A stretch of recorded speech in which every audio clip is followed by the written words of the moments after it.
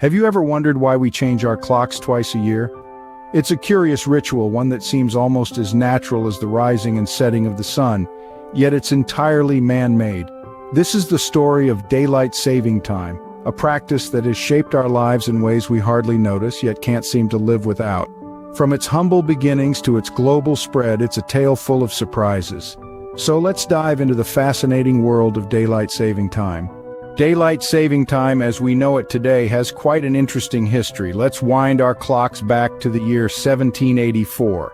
A certain Benjamin Franklin, you may know him for his experiments with electricity, found himself in Paris. Looking outside on a beautiful sunny morning, he had an epiphany. Franklin realized that by simply adjusting clocks forward in the spring, people could make the most of the daylight hours.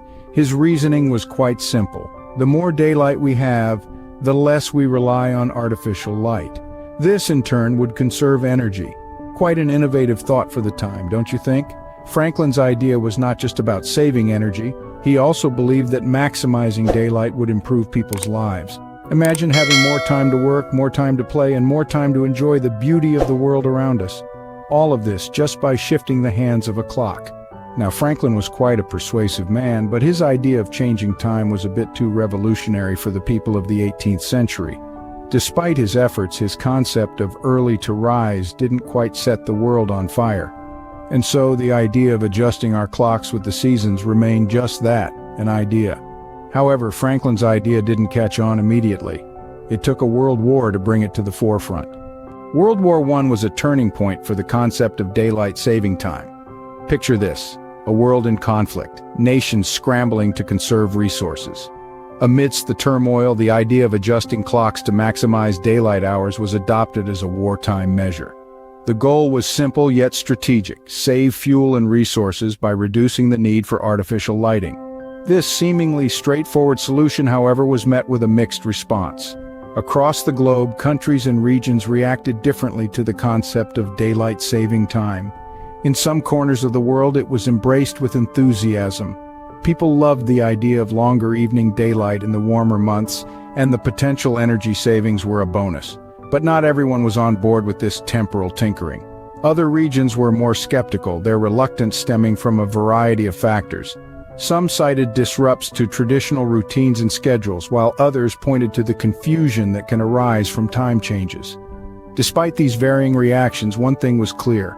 Daylight saving time had made its mark on the world, spreading far beyond the battlefields of World War I. Its influence could be seen from the bustling streets of New York to the rolling hills of New Zealand. But as with any significant change, it wasn't without its share of controversy. While it has gained global popularity, daylight saving time is not without its controversies.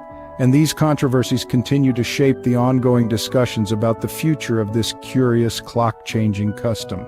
Daylight saving time has sparked numerous debates and controversies. On one side of the coin, we have proponents who argue that it's a brilliant strategy for energy conservation.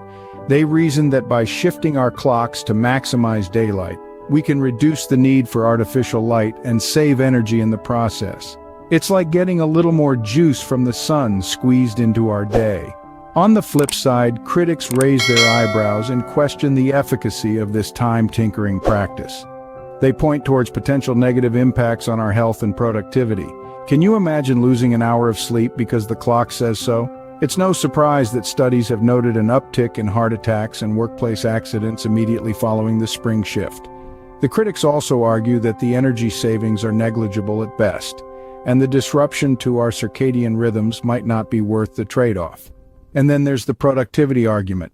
Is there a genuine increase in productivity with an extra hour of daylight? Or does the disruption in our sleep patterns actually cause us to be less efficient?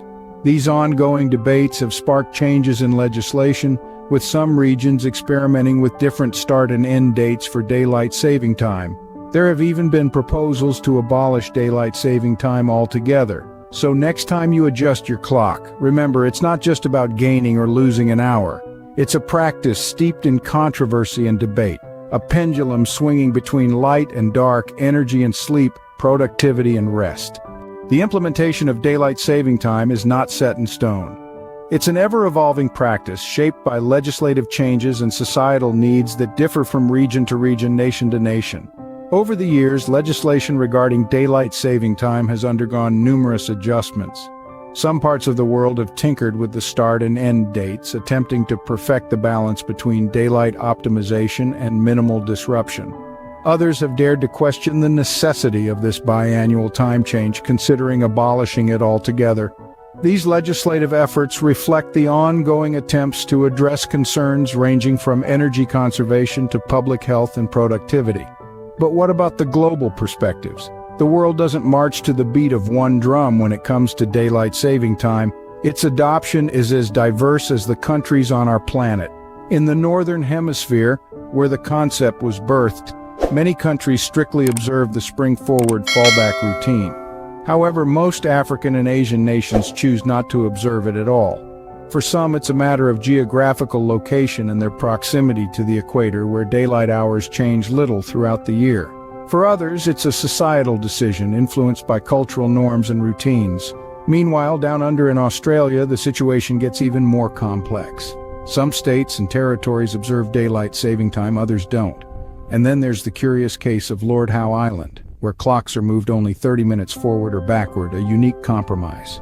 This global diversity in approaches to daylight saving time underscores the complex nature of timekeeping. It's not simply a matter of ticking clocks, but a reflection of varying cultural and societal factors that influence its adoption. So, the next time you adjust your clock, remember the fascinating history and ongoing debates surrounding daylight saving time. Who knows? Perhaps in the future we may all march to a different timekeeping tune.